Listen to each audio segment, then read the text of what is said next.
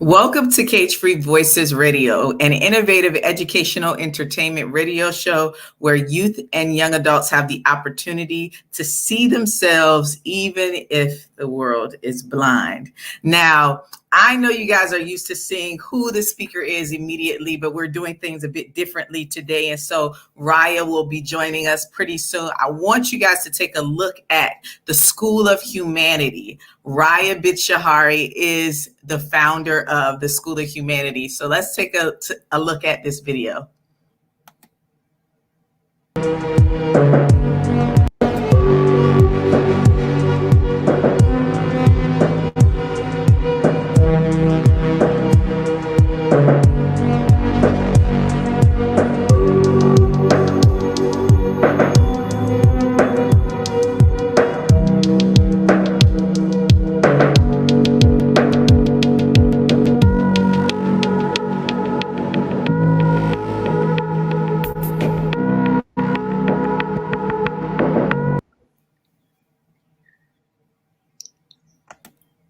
So guys, I'm so excited. Today we're going to be talking about reinventing global education with Raya Bidshahri. I hope I'm not slaughtering your last name, but she is an Iranian educator and entrepreneur known for founding the online learning platform Awecademy. She was named as one of the BBC's 100 Women for 2019.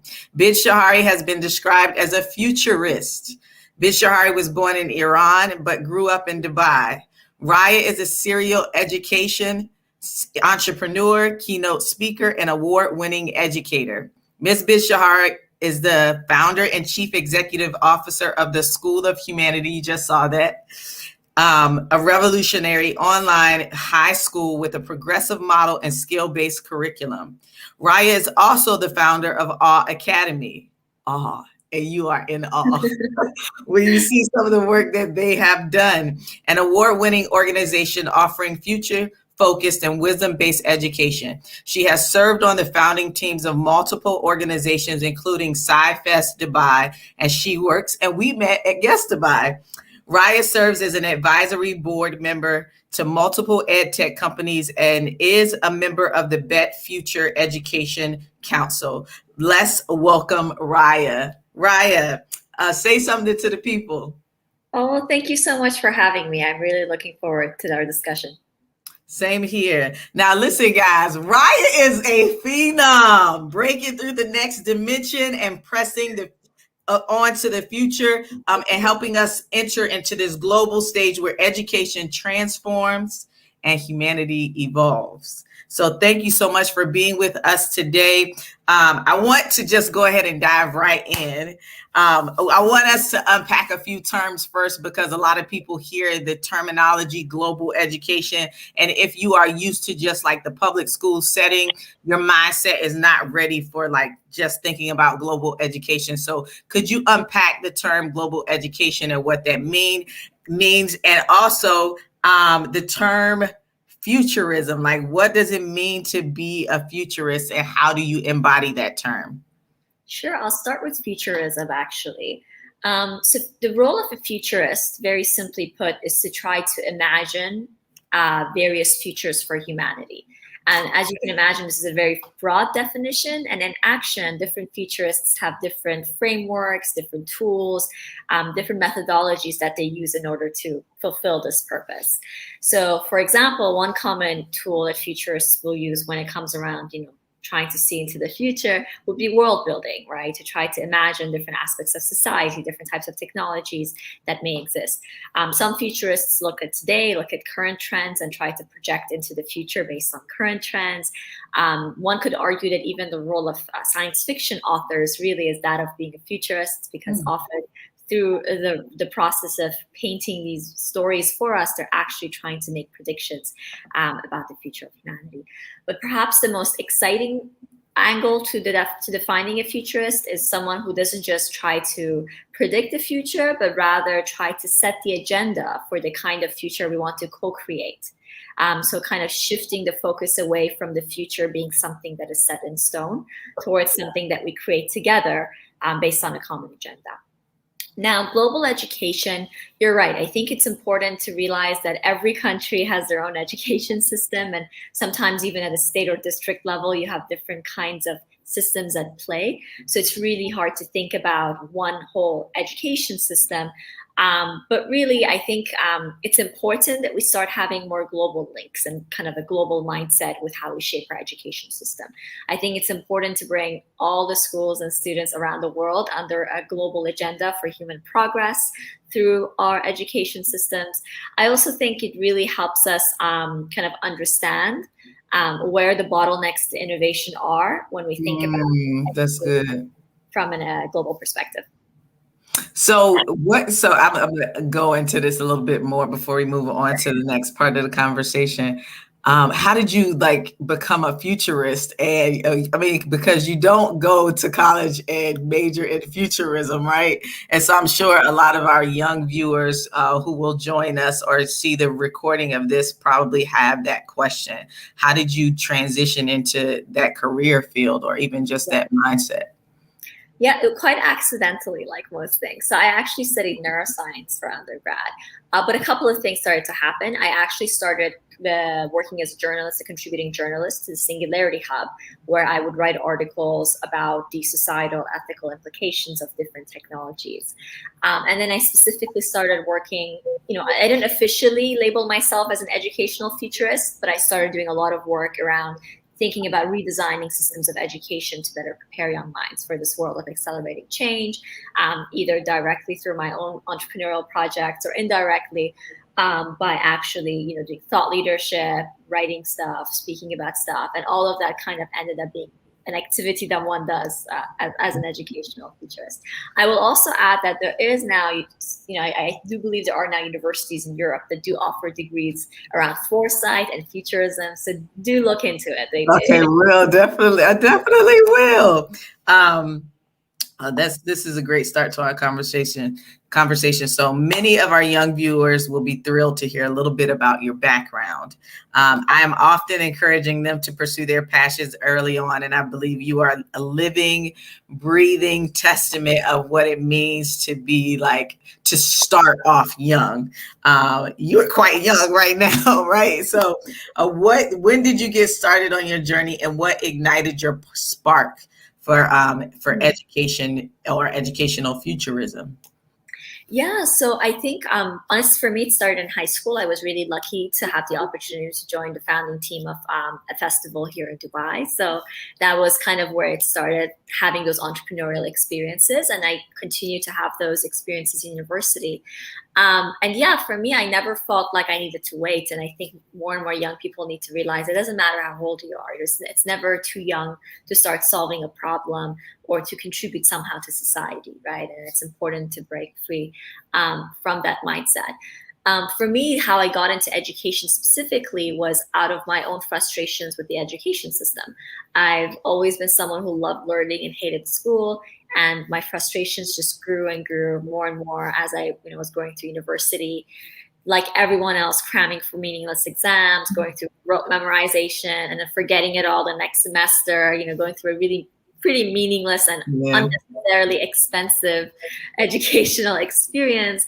And it was kind of that became the background for all of that. So for young people who are thinking, I don't know what I want to do, or I want to be an entrepreneur, but I don't know what kind of company to start, really the question you should be asking yourself is, what kind of problem do I want to solve? What problem really pisses me off? That's good.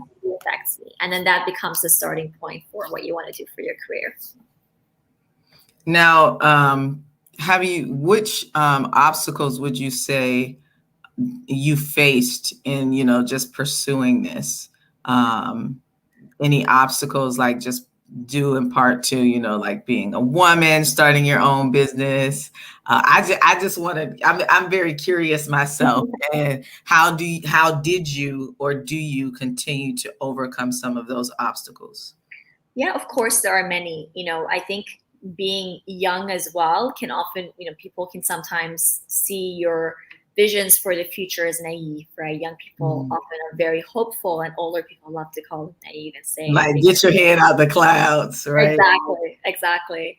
And sometimes the idea is solid, right? It's like, this is something worth pursuing, but by nature of it coming from a younger person, can sometimes be difficult to accept. Of course, there can be challenges around also being a woman, but I will say that a lot of these are overcome when you're working with the right people and when you have the right mentors. So, I mean, my team, for example, is awesome. My team at the School of Humanity, like I think I'm one of the youngest people on the team, even though I'm the founder and CEO.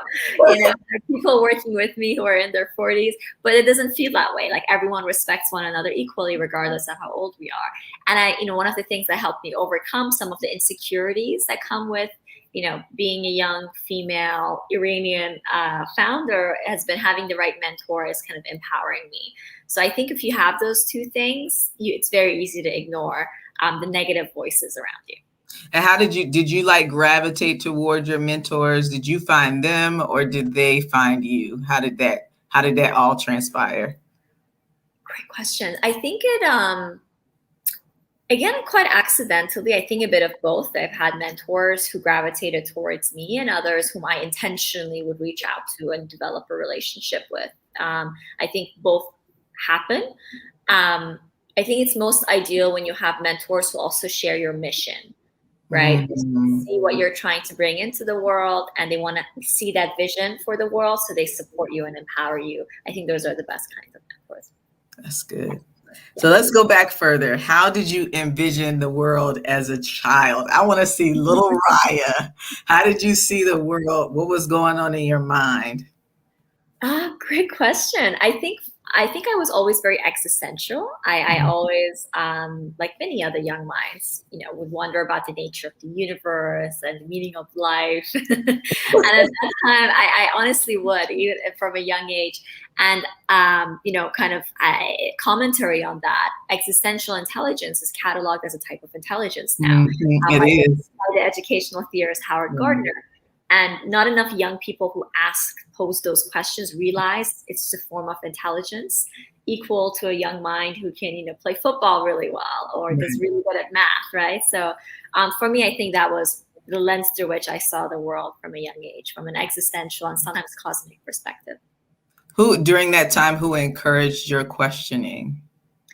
I think my parents. I remember my mom would always buy me books. And so it was a great way to kind of cultivate that curiosity from a young age and keep me busy from asking. That's good.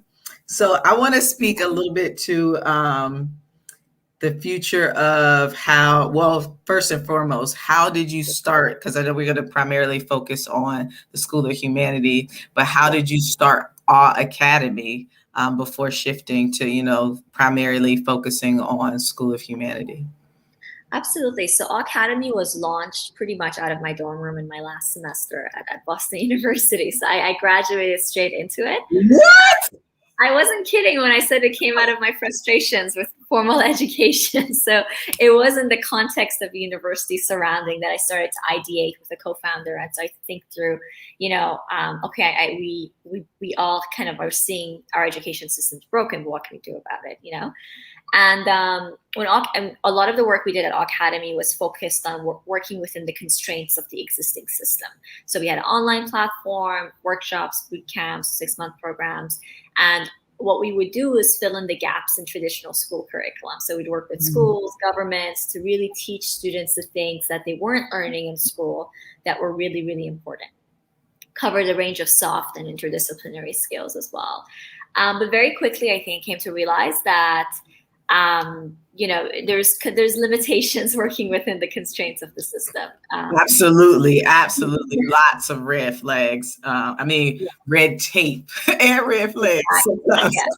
Exactly. But wow, like this amazes me because I wonder how far, many of our young people would be if they had, those mentors and the support or even just the initiative and the drive, the tenacity to say, this is something that frustrates me, so I want to do something about it. And it seems that obviously had that tenacity and that desire to see things change so much that you started even before graduating from college.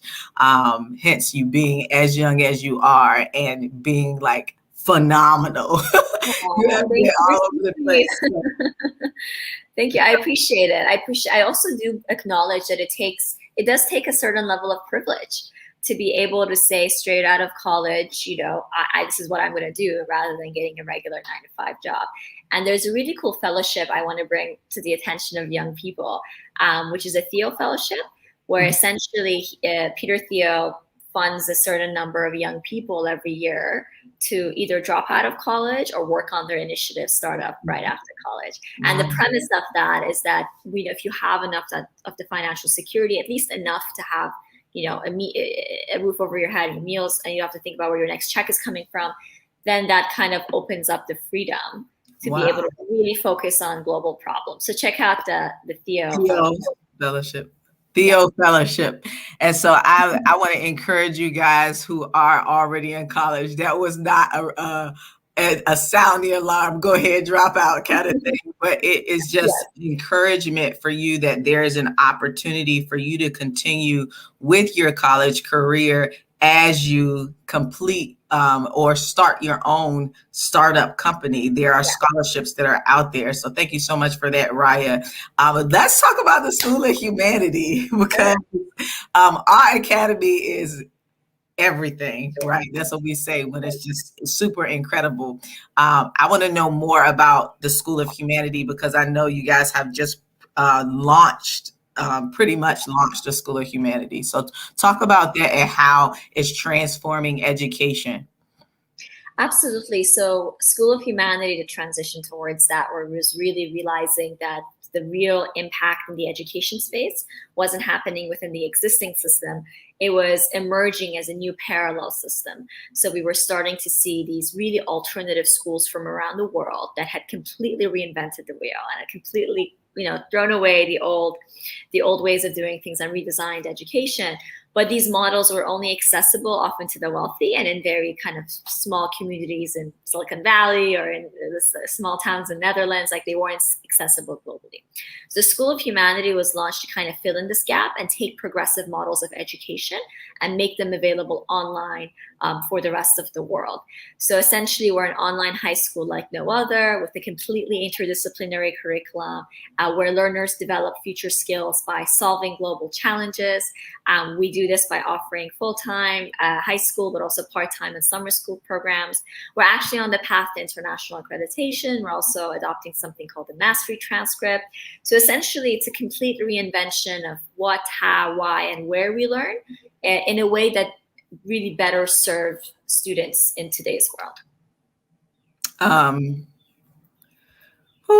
So what I'm gathering is that you guys conducted some kind of environmental scan and found these effective and promising practices in education. And now all of that is combined in the School of Humanity, where we get to see how education, the direction of education for the future. Let's talk a little bit about the future careers that you mentioned, and I believe in one of your videos, and it's all over Awecademy as well, how careers today are not going to look like the careers tomorrow for our students.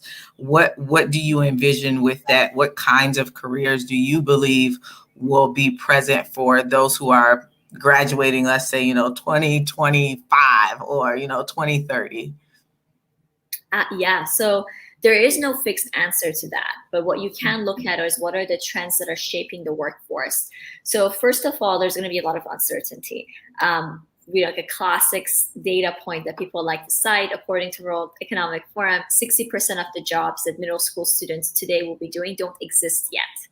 So we don't actually know exactly what jobs will exist. But we're already seeing the emergence of completely new industries that are leading to new categories of jobs that didn't exist 5 years ago. Things like technology ethicists or VR designers, right? Futurists or agri-technology specialists. Like, these are all the kinds of roles that already are existing today that didn't exist just a few years ago. So you're seeing that constant change. You're also obviously seeing this rise of the remote workforce.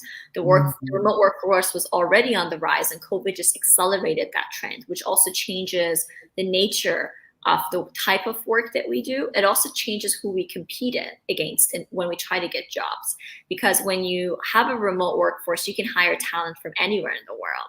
And what that means is for employers, they're not just comparing candidates from the United States, they're also potentially comparing candidates from the US against candidates in the UAE, right? So because they now can hire people from anywhere. And these are just some things to keep in mind. I will say what is so important in this landscape of uncertainty and accelerating change is to focus less on subject specialism as students and focus more on transferable skills that cross-cut disciplines, right? You better say that, Raya. Exactly, yes. Yeah, transferable skills. And when I think about students who are come from disadvantaged backgrounds, a lot of the skills that we believe they may not necessarily possess, they already do, and they're transferable skills. So exactly what you're saying, we need to teach them how to transfer some of those skills into different areas, and then capitalizing on soft skills that could be rather hard to acquire. That's important for the global learner because we're talking about reinventing global education. Yeah. So I'm just thinking about, you made me think about the International Baccalaureate and how it's kind of specific to, certain students, but now we're going to even have to rethink how that happens because everybody needs to be in the International Baccalaureate, right? Because you're competing against people from all over the world. And so it should not just be exclusive to students who, have, everybody needs to have access to classes like theory of knowledge so Yeah. that they can know how to, communicate, how to think critically. We need classes in cultural competence. Just because we're, as you traverse this landscape of global education, you have to also take into consideration diverse cultures and how to communicate and work with people of different and varying backgrounds. Exactly. No, I agree. And IB isn't the only way to get that, right? I think Right. everything you describe can be done outside of any curriculum. Yeah. And one of the things I do like to say is, even though we're talking about one cohesive global education system, I think it's important that in this landscape, you have a variety of options of different types of models, right? The whole point is to move away from the one size fits all. So for example, the School of Humanities model might be one, but there are other really cool, innovative, alternative schools or online schools that have their own models and focus maybe on project-based learning or focus more on the architectural studio model. And the point is that people have options to find what works best for them. Because right now, even though they claims to be their friend, like most schools pretty much do the same thing. That's good. That's good.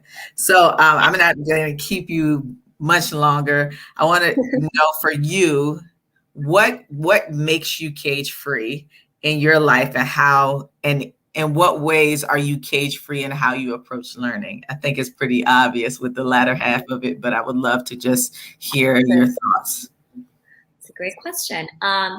So one of the things I always say to people, like when it comes to reinventing education, in order to do that well, we need to actually break out of the conventional assumptions we make about schooling. So we assume, and these sound like intuitive facts, but they're actually assumptions. We assume that kids have to be in school from 8 a.m. to 2 p.m. every day, 5 days a week. We assume that standardized tests and exams are the only way to evaluate learning at scale, right? We assume that you have to organize kids into year groups based on age. These are like obvious facts about schooling, but they're actually so ingrained, or assumptions, so ingrained into our minds that we struggle to imagine anything radically different, right? And like imagine a school where you could go in whenever you wanted, where you had year groups all mixed up together and people advanced the curriculum based on ability, not age. Imagine if you did a hybrid blend of online and offline, or imagine you travel the world while you were in school and you were in a different campus every few months, right? So when you start doing those kinds of imaginative, really radically open-minded exercises, I think that's how me and my team like to be cage free is Yeah. moving out of these assumptions and these really the conventional paradigm and trying to redesign a whole new paradigm. Because what we're talking is personalized, interest-based, experiential learning. And that's our area of focus too. So I love that you said that we have different pockets of how things could be done in different ways to reach different people, because we do have various types of learners. So that's incredible. If you guys would like to know more about Raya, she is a phenomenal young woman and has established 2 companies. And I think she could contribute a lot to, what the process looks like for young people. I'm getting some echo here, but what the process could look like for young people who are looking to start their own company early on. My daughter has her own nail company. She has a website. She's 11. So yeah, so she's really, if I had started as early as my child, I probably would be, I don't know. But thank you so much for your time and for joining us in this episode on reinventing global education. Guys, if you like what you heard with Raya Bidshahri, please follow her on social media. Could you share your social media handle? Yeah, absolutely. It's at Raya Bid. And on Twitter, it's Raya_Bid. And for School of Humanity, it's just Soft Humanity on all the platforms. Oh, that's not, I love that, Soft Humanity. So please follow her on social media, on Instagram, Facebook. Oh, and don't forget to make sure you check out the School of Humanity. Stay tuned for the next episode. And if you like what you heard and would like your children to be involved in the School of Humanity or Cage-Free Voices online learning, please feel free to reach out to us. Raya has shared her website. You can also check out cfvonlinelearning.com if you would like to know more about Cage-Free Voices online learning. All right, guys, remember to see yourself even if the world is blind. Reflect, connect, and transcend every internal and external barrier that will try to cage your voice. Remember, be cage-free, and if you're a futurist, pursue it. Peace. Lovely. That was beautiful. Thank you. Thank you.